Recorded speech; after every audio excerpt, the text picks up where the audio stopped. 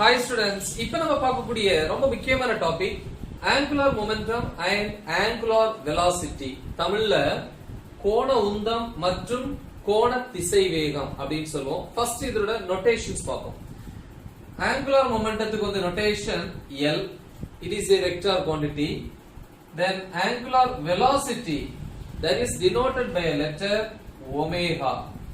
Okay, question எப்படி கேட்பாங்க? Obtain the relation between angular momentum and angular velocity அப்படினு கேட்கலாம். இல்லனா prove that L is equal to I omega. Angular momentum vector, angular velocity vector. So இப்படி கேட்கலாம். Prove that அப்படினு கேட்கலாம். I என்னது? Moment of inertia. ஏன்னா இந்த வீடியோக்கு முன்னாடி டாபிக் நம்ம டிஸ்கஸ் பண்ணியிருந்தோம். என்னது? டார்க்குக்கும் angular acceleration-க்குள்ள ரிலேஷன். சரியா? சோ நிறைய விஷயங்களை எக்ஸ்பிளைன் பண்ணியிருப்பேன். சோ அதே மாதிரி தான் இங்கே டெரிவேஷன் பார்ட் வரும். நோட்டேஷன்ஸ் மட்டும் சேஞ்ச் பண்ணியிருப்போம். ஓகேவா? எஸ். சோ லிசன், அதே மாதிரியான ஒரு எக்ஸாம்பிள் நான் இங்க சொல்ல போறேன். See, இப்ப அதே மாதிரி ஒரு சர்ஃபேஸ், ஃபிளாட் சர்ஃபேஸ் எடுத்துக்கிறோம். ஒரு ஆப்ஜெக்ட் இங்க இருக்கு. இந்த ஆப்ஜெக்ட்டோட ரெண்டு எண்டுமே ஃப்ரீ எண்ட்ஸ். இல்லையா? ஃப்ரீயா இருக்கு. ரெண்டு பக்கமும் வந்து பாத்தீங்கன்னா ஃப்ரீயா இருக்கு. எங்கேயுமே நான் ஃபிக்ஸ் பண்ணல. சோ எப்ப நம்ம எக்ஸ்டர்னல் ஃபோர்ஸ் அப்ளை பண்றோமோ அப்ப இந்த ஆப்ஜெக்ட் வந்து மூவ் ஆகும் ஸ்ட்ரைட் லைன்ல. சோ அதனால அந்த மோஷனுக்கு என்ன பேர் சொன்னேன்? அந்த வீடியோலயும் சொல்லியிருப்பேன், பழைய டாபிக்லயும். என்னது? லீனியர் மோஷன் அல்ல ஸ்ட்ரைட் லைன் மோஷன். அதுக்கு இன்னொரு பேர் கூட இருக்கு, rectilinear motion. So linear motion அப்படின்னு சொல்லலாம். Okay, straight line. சோ அப்ப இந்த ஆப்ஜெக்ட்டோட மாஸ் வந்து m. மூவிங்ல இருக்கும்போது அதோட velocity linear velocity, velocity of the object in the straight line அப்படினா அது மீனிங் இல்லையா? அப்ப மாஸும் வெலாசிட்டியோட அது மூவிங்ல இருக்கு. சோ அப்ப அதுக்கு பேர் தான் மொமெண்டம் அப்படினு படிச்சிருக்கோம். linear momentum is equal to mass into velocity. momentum vector, so velocity vector. மாஸ்ங்கிறது ஸ்கேலர். எல்லா இடத்துலயும் அதோட வேல்யூ ஒரே மாதிரி தான் இருக்கும். சோ இது வந்து நார்மலா நம்ம படிச்சது. பட் இங்க என்ன topic? angular momentum and angular velocity. அப்ப இது எங்க மட்டும் நடக்கும்? rotational motionல மட்டும் தான் இந்த terms வரும். சரியா? சோ அதுக்காக நான் என்ன எடுத்துக்கிறேன் அப்படினா, ஃபர்ஸ்ட் ஒரு rigid body. சோ ஏற்கனவே இந்த மாதிரியான டாபிக் நம்ம டிஸ்கஸ் பண்ணோம். எங்க? torque and angular accelerationல பார்த்தோம். அதே மாதிரி தான் இங்கேயும். சோ அது rigid body. rigid body னா என்னமா சொன்னேன்? இது வந்து ரெகுலரா irregular-ஆ? irregular shape. இது என்ன ஷேப்னு சொல்ல முடியாது, ஒரு யூனிஃபார்மே இல்லாம இருக்கு இல்லையா? இப்ப ரெகுலர் அப்படின்னா எக்ஸாம்பிள் சர்க்கிளா இருக்கலாம், ஸ்பியரா இருக்கலாம், இல்ல எலிப்ஸ், இந்த மாதிரி நேம் சொல்ற மாதிரி இருக்கக்கூடிய எல்லாமே ரெகுலர்.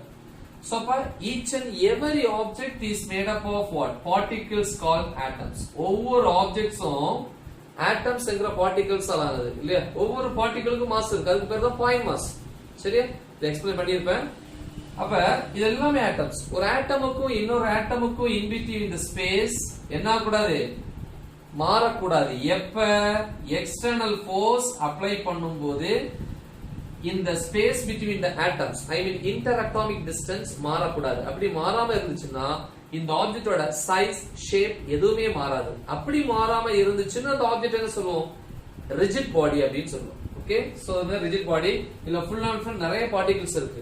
என்ன? இது ரெகுலர் ஷேப், இது irregular ஷேப், அவ்வளவுதான். சரி, இதே எக்ஸாம்பிள் சொன்னேன் இல்லையா? இப்போ இந்த மார்க்கர் இது ஆப்ஜெக்ட்டோட மாஸ் m, ரெண்டு எண்டுமே ஃப்ரீ எண்ட், மொத்தத்துல ஃப்ரீ தான். இங்க இருந்து ஒரு எக்ஸ்டர்னல் ஃபோர்ஸ் அப்ளை பண்ணேன்னா இது இப்படி போகும். இதுக்கு பேர் என்னது? Linear motion. அப்ப அதோட mass m, the next velocity linear velocity, the next momentum linear momentum. Okay, இப்போ இந்த ரிஜிட் பாடியோடைய ஒரு எண்ட் அப்படி பிடிச்சுக்கிறேன். ஓகே, இந்த பாயிண்ட நான் வந்து பிடிச்சுக்கிறேன், ஃபிக்ஸ்ட் பாயிண்ட். இல்லனா ஒரு ஆக்சிஸ் வந்து காமனா எடுத்துக்கிறேன். இந்த ஆக்சிஸ காமனா வச்சு என்ன ஆகும்? இது இப்படி ரொட்டேட் ஆகும். அப்ப ஒரு எண்ட் வந்து ஃபிக்ஸ்டா இருக்கு, இன்னொரு எண்ட் எப்படி இருக்கு? Free end. இப்போ இந்த இடத்துல ஒரு எக்ஸ்டர்னல் ஃபோர்ஸ் நான் கொடுத்தேன் அப்படின்னா இது என்ன ஆகாது?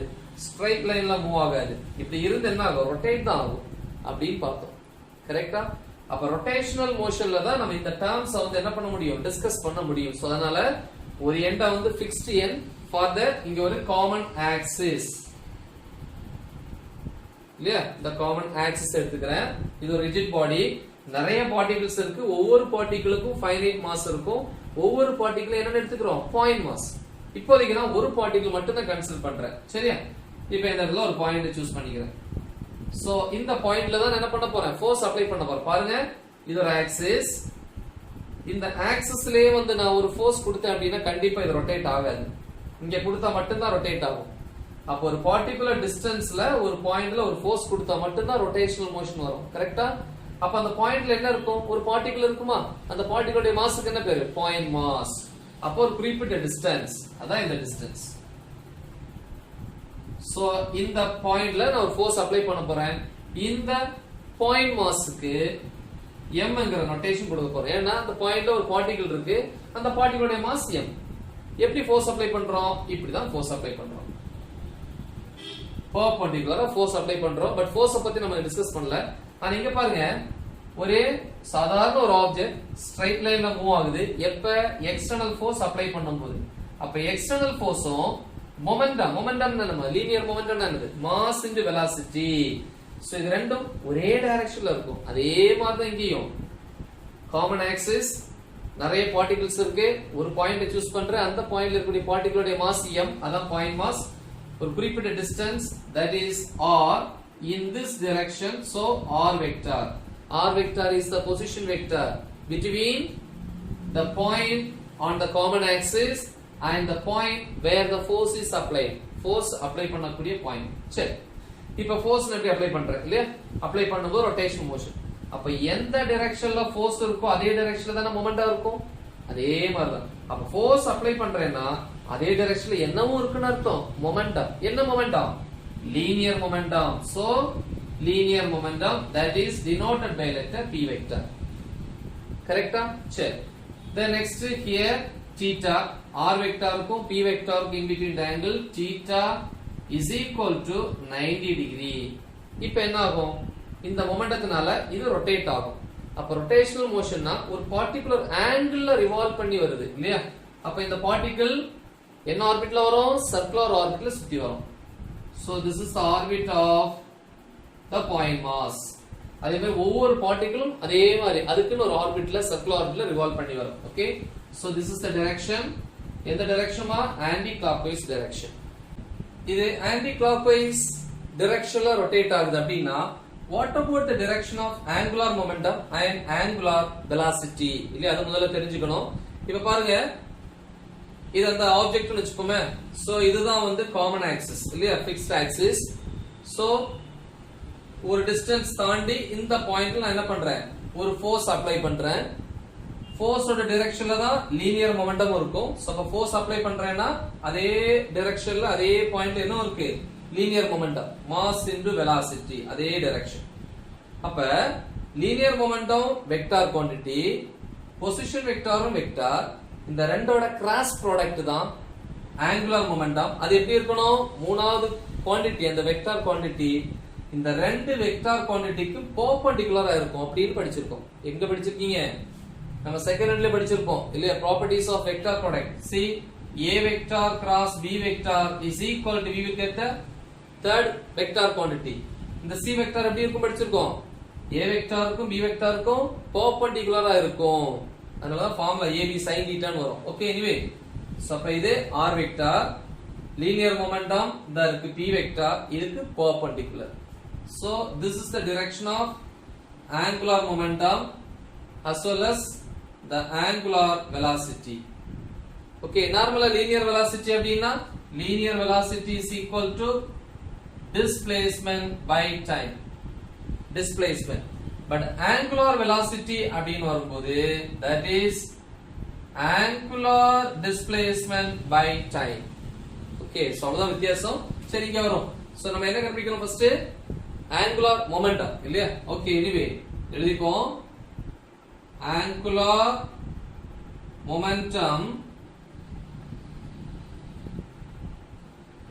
by a point mass. Point mass யாரால அப்ளை பண்ண? லீனியர் மொமெண்டத்தினால. due to the linear momentum எவ்வளவு distance? at a distance r. At a distance r from the fixed axis. Correct no? From the எங்க இருந்து? From the fixed axis. என்ன formula சொல்லுங்க? angular momentum formula படிச்சிருக்கோம் இல்ல இப்பதான் சொன்னேன். L vector is equal to R vector into P vector. This is in vector. But in scalar or in magnitude n மதிப்புல சொல்லும்போது L is equal to இது எப்படி இருக்கு? A vector cross B vector என்ன? AB sin theta. அதே மாதிரி இங்க என்ன வரும்? RP sin theta into n cap. N cap is the unit vector in the direction of that. So the value 1. இல்ல unit vector ஓட value 1. Which is equal to P. P என்ன? Linear momentum. M into V. Vector na இந்த notation போடணும். Scalar na simply MV. அப்ப R MV sin theta. ஓகேவா? So here theta என்கிறது R க்கும் P க்கு இடைப்பட்ட angle. See R, this is P, linear momentum. ரெண்டுக்கு இடையில எவ்வளவு angle? 90. அப்ப இங்கேயே substitute பண்ணிருக்கலாம். sin 90 degree. sin 90 value என்ன? 1. So எப்படி கிடைக்கும்? This is L is equal to. But நமக்கு தேவை angular velocity. ஏற்கனவே நான் ஒரு டாபிக் உங்களுக்கு வந்து நான் அப்லோட் பண்ணியிருக்கேன். போன டாபிக்லயே நான் சொல்லியிருந்தேன். relation between இல்ல எழுதலாம். From the relation between linear velocity and angular velocity ஒரு டெரிவேஷன் நான் வந்து எக்ஸ்பிளைன் பண்ணியிருந்தேன். டிஸ்கிரிப்ஷன்ல அந்த வீடியோ லிங்க் நான் கொடுப்பேன். அதை கிளிக் பண்ணுங்க. அந்த டெரிவேஷன் அழகா நீட்டா வரும். சரியா? சோ அத பாருங்க. சோ படிச்சிரோம். So okay. அந்த ரிலேஷன் ஃபார்முலா என்னது? V is equal to R omega. வேணா இது ஈக்குவேஷன் நம்பர் 1 ன்னு வெச்சுக்கலாம். So in 1 we can write L is equal to R M V என்னது? R omega, which is equal to M R square omega. Okay, so போன டாபிக்ல இது பார்த்தோம். என்னது? In vector we can write L vector is equal to M R square into omega vector. இந்த M R square என்கிறது என்னது? Moment of inertia. ஏற்கனவே சொன்னேன். லீனியர் மோஷன்ல ஒரு ஆப்ஜெக்ட்டோட மாஸ் என்னெல்லாம் விளைவுகளை எஃபெக்ட்ஸ் ஏற்படுத்துமோ அதே இதுதான் ரொட்டேஷனல் மோஷன்ல வந்து இங்க என்ன time? Moment of inertia. Formula என்ன? mr square. இல்லையா? போன டாபிக்லயே நம்ம இத வந்து டிஸ்கஸ் பண்ணோம். இது ஒரு பாயிண்ட் மாஸோட மொமெண்ட் ஆஃப் இனர்ஷியா. ஆனா எத்தனை இருக்கும்? so many particles are there. இப்போ எக்ஸாம்பிள் நான் என்ன சொன்னேன்? இங்க ஒரு பாயிண்ட் நான் சூஸ் பண்றதா இருந்து அப்படினா இந்த இடத்துல ஒரு பாயிண்ட் சூஸ் பண்றேன். ஃபார் எக்ஸாம்பிள் அப்ப இந்த பாயிண்ட் கூடிய டிஸ்டன்ஸ் r1 வெக்டார். அப்ப இதோட மாஸ் m1. அப்படி வரும்போது என்ன எழுதுவீங்க? நிறைய பார்ட்டிகிள்ஸ் அதே மாதிரி வரும். அப்ப ஒவ்வொரு பார்ட்டிகிளுடைய இண்டிவிஜுவல் மொமெண்ட் ஆஃப் இனர்ஷியாவை ஆட் பண்ணா எனக்கு என்ன கிடைக்கும்? இந்த ரிஜிட் பாடியோட டோட்டல் மொமெண்ட் ஆஃப் இனர்ஷியா. இல்ல இப்ப எக்ஸாம்பிள் லீனியர் மோஷன்ல ஒரு ஆப்ஜெக்ட் இருக்குன்னா நிறைய பார்ட்டிகிள்ஸ் இருக்கும். ஒவ்வொரு பார்ட்டிகிளுக்கு mass m1, m2, m3, m4 இப்படி இருக்கும். எல்லாத்தையும் ஆட் பண்ணா என்ன கிடைக்கும்? Total mass. அதே மாதிரி ரொட்டேஷன் மோஷன் வரும்போது ரிஜிட் பாடியில் இருக்கிற ஒவ்வொரு பார்ட்டிகிள்ஸ்க்கு இருக்கக்கூடிய மாஸ் தான் என்னன்னு சொல்லுவோம்? Moment of inertia. அப்ப ஒவ்வொரு பார்ட்டிகிள்ஸோட இண்டிவிஜுவல் மொமெண்ட் ஆஃப் இனர்ஷியாவை ஆட் பண்ணா கிடைக்கிறது தான் total moment of inertia. So அப்ப அதுதான் நம்ம கண்டுபிடிக்கணும். சோ அப்ப in a rigid body so many point masses. So many point masses. இல்லையா? Therefore total moment of inertia. Total moment of inertia I is equal to 1 add பண்ணுவோம். mass m1 ஒரு particular mass m1. அடுத்து formula என்னது? r square இருக்கு. அப்ப இங்க என்ன வரும்? r1 square. ஸ்கேலார்ல எழுதுவோம் இல்லையா? Plus m2 r2 square. இது டிஸ்டன்ஸ். இது வெக்டார்ல வராது. மொமெண்ட் ஆஃப் இனர்ஷியாங்கிறது ஒரு ஸ்கேலார் குவாண்டிட்டி. எப்படி வந்து ஒரு ஆப்ஜெக்ட்டோட மாஸ் வந்து m வந்து ஸ்கேலாரோ அதே மாதிரி ரொட்டேஷனல் மோஷன்ல வந்து அதோட மாஸ் மொமெண்ட் ஆஃப் இனர்ஷியாங்கிற டேர்ம்ல யூஸ் பண்ணுவோம். அதுவும் ஸ்கேலார். அப்படி போயிட்டே இருக்கும். m3 m4 up to எது வரைக்கும் இருக்கலாம்? mn rn square which is equal to up to n வரைக்கும் இருந்து ஆட் பண்றதுக்கு என்ன லெட்டர் என்ன டேர்ம் யூஸ் பண்ணுவோம்? சம்மேஷன். பார்ட்டிகிள் 1ல இருந்து n வரைக்கும் இருக்கு இல்லையா? 1 to n வரைக்கும் இருந்து அதுக்கு பேர் என்னது? ith particles index அப்படினு சொல்றோம். சோ m 1 ல இருந்து என்னன்னா I ri ஸ்கொயர் இது I. சோ ஓகே இதுல நான் இப்ப சப்ஸ்டிட்யூட் பண்ண போறேன் ஈக்குவேஷன் 2 ல into இல்லையா என்னது the total angular momentum இது angular momentum for a single point mass இது total angular momentum அப்படினா எல்லா particles க்கும் L vector is equal இந்த இடத்துல என்ன வரும் இது ஒரு point mass இது total so summation mi ri square into omega vector which is equal to இதுதான் moment of inertia I into omega vector.